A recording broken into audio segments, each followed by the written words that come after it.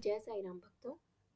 शिरडी साईं बाबा जी द्वारा दी गई बहुत सारी शिक्षाओं में से महत्वपूर्ण सीख है कि मनुष्य को समय से पहले और भाग्य से ज़्यादा कुछ नहीं मिलता है। अर्थात यदि आप आज मेहनत करते हो तो ज़रूरी नहीं उसका फल आज ही आपको मिल जाए। जैसे फसल की बुआई और कटाई से लेकर उसकी देखभाल करने पर एक बार फसल उगती है और वो कुछ घंटों या दिनों में तैयार नहीं हो जाती। उसी तरह किसी भी काम को करने के लिए सही समय और सही अवसर का होना बहुत ज़रूरी है। अगर कोई व्यक्ति सही समय और सही अवसर का इंतज़ार नहीं करता, तो उसे उसकी मनचाही वस्तु नहीं मिलती है। हमें अपने भाग्य पर भरोसा रखना भी ज़रूरी होता है, क्योंकि कभी-कभी भाग्य भी हमको सही समय पर सही चीज़ें देता है। इसलिए व्यक्ति को समय और भाग्य के महत्व को समझना चाहिए और सही समय और अवसर का इंतज़ार करना चाहिए। इससे उसके जीवन में सफलता और सुख समृद्धि की प्राप्ति हो सकती है। इसके लिए हमें चाहिए कि हम समय के उपयोग को समझें। हमें अपने लक्ष्यों को और उद्देश्यों को प्राप्त करने के लिए समय के अनुकूल कदम उठाने चाहिए। संयम और अनुशासन से समय का उपयोग करना उसकी उन्नति में मदद करता है। साथ ही हमें अपने भाग्य पर भी भरोसा रखना चाहिए। समय हम सबके लिए बहुत ज़रूरी है और कीमती भी, और अगर ये एक बार चला गया तो कभी भी वापस नहीं आता। एक बार ये चला जाए तो उसके बाद हमारे पास सिवाय पछताने के और कुछ नहीं बचता।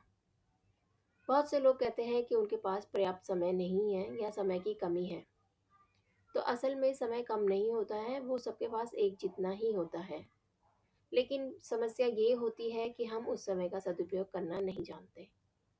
मनुष्य को सिर्फ समय व्यतीत नहीं करना चाहिए, बल्कि उसमें उच्च तरीके से निवेश करके अपने लक्ष्य की ओर अग्रसर होना चाहिए। हम में से कई लोग ऐसे हैं जो बहुत मेहनत के बाद भी सफल नहीं हो पाते, और एक समय आता है जब हम हताश और निराश हो जाते हैं। लेकिन यही वो समय होता है जब हमें हिम्मत ना हार कर यह सोचना चाहिए कि वक्त से पहले कुछ नहीं मिलेगा। अभी तो समय केवल धीरज से अपना काम करने का है, क्योंकि कहीं ऐसा ना हो कि हमारा अच्छा समय भी आए, किस्मत भी अच्छी हो, पर तब तक हमने मेहनत करना ही छोड़ दिया हो, उम्मीद ही छोड़ दी हो। लेकिन साथ ही मैं यहाँ पर यह भी कहना चाहूँगी कि हमें सिर्फ भाग्य के भरोसे भी नहीं रहना चाहिए। व्यक्ति को अपने जीवन में कर्म करना ही पड़ता है। बिना कर्म किए व्यक्ति यदि यह चाहे कि सब कुछ मिल जाए जो मेरे भाग्य में है, तो वो बिल्कुल भी संभव नहीं होता। बिना हाथ हिलाए तो हम अपने सामने रखा हुआ भोजन भी नहीं खा सकते। इसलिए कहा भी है कि कर्म करते रहो, फल की चिंता मत करो। हमारे कर्म से बढ़कर तो कुछ भी नहीं है।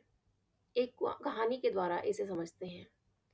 बहुत पहले की बात है, एक शहर में रमाशंकर नाम का एक जमींदार रहता था, और उसके पास काफी दौलत भी थी, जिससे वो दीन जनों की मदद करता। कोई भी उसके द्वार में आता तो वो खाली हाथ वापस न लौटता।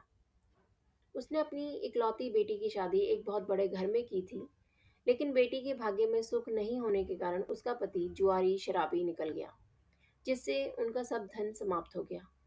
बेटी की यह हालत देखकर जमींदार की पत्नी ने जमींदार से कहा कि आप दुनिया की तो बहुत मदद करते हो, लेकिन अपनी ही बेटी को परेशानी में देखते हुए भी उसकी मदद क्यों नहीं करते हो।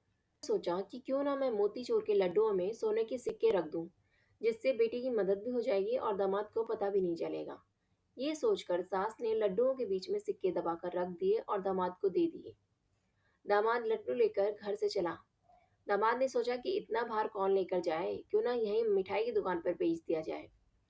और दामाद ने वह लड्डुओं का पैकेट मिठाई वाले को बेच दिया और पैसे जेब में डालकर घर चला गया।